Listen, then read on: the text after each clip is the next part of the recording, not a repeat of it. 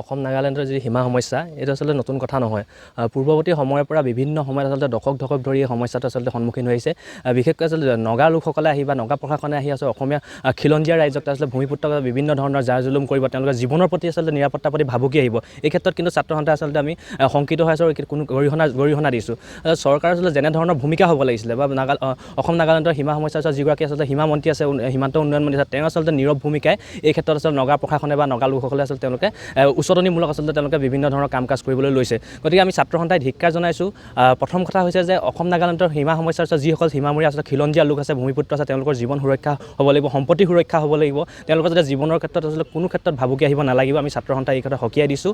আৰু অনাগত দিনত কিন্তু ছাত্ৰ সন্থাই আমি বিভিন্ন ধৰণৰ ৰাইজৰ সহযোগত কাৰ্যসূচী ল'বলৈ বাধ্য হ'ম। কিয়নো পূৰ্বৱৰ্তী সময়তে নজিৰ আছে যে নগা লোকসকলে আহিব, তেওঁলোকে নিজৰ মাটি বুলি দাবী কৰি গেট লগাব, বিভিন্ন ধৰণৰ আচলতে হোল্ডিং বৰ্ড লগাব আৰু ছাত্ৰ সন্থাই কিন্তু এই বৰ্ডসমূহ আচলতে গেটসমূহ উফৰাই দিয়াৰ নজিৰ আছে। গতিকে আমি ছাত্ৰ সন্থাই দাবী জনাইছোঁ, চৰকাৰৰ প্ৰতি আচলতে দাবী জনাইছোঁ যে কঠোৰতম শাস্তি দিয়ক যিসকলে এনেধৰণৰ কাৰ্য দিছে, আৰু তাত যিসকল CRPF নিউট্ৰেল ফ'ৰ্চ বাহিনী আছে, তেওঁলোকে কেৱল নামমাত্ৰ আচলতে তেওঁলোকে এটা পদবীত আচলতে তেওঁলোকে অধিষ্ঠিত হৈ আছে। তেওঁলোকৰ আচলতে কোনো ধৰণৰ খিলঞ্জীয়াৰ প্ৰতি আচলতে খিলঞ্জীয়াক সঁহাৰি জনোৱাকৈ অসমৰ ৰাইজৰ সীমামূৰীয়া অঞ্চলৰ ৰাইজৰ আচলতে সঁহাৰি জনোৱাকৈ তেওঁলোকৰ কোনো ধৰণৰ আচলতে পদক্ষেপ আমি দেখিবলৈ পোৱা নাযায়।